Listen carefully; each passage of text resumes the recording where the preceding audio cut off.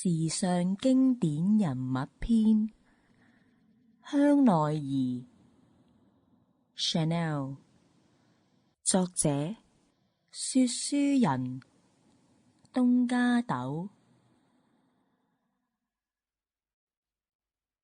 時尚經典人物篇，香奈兒 Chanel， 作者說書人東加豆。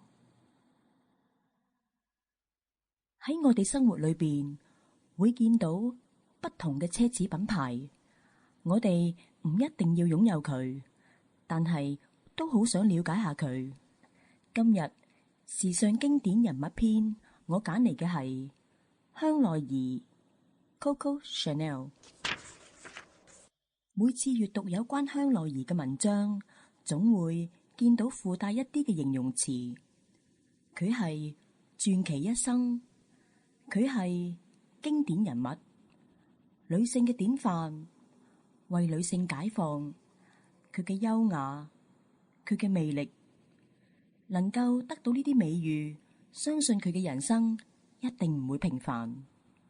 為咗節省大家嘅時間，我哋就一齊嚟聽下香奈兒成長嘅每一頁啊！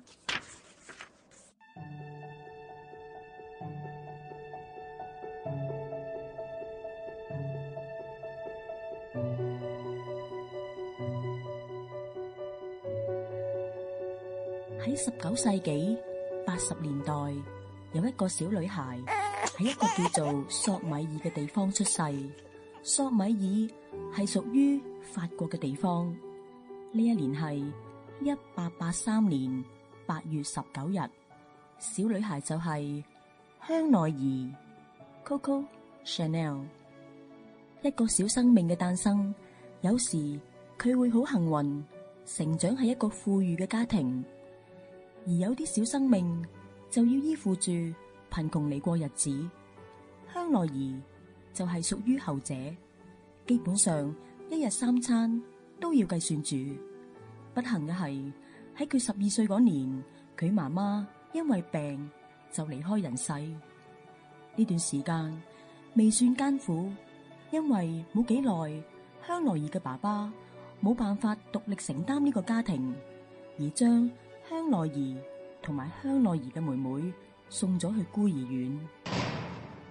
爸爸話唔使擔心，好快就會接翻你哋翻屋企噶啦。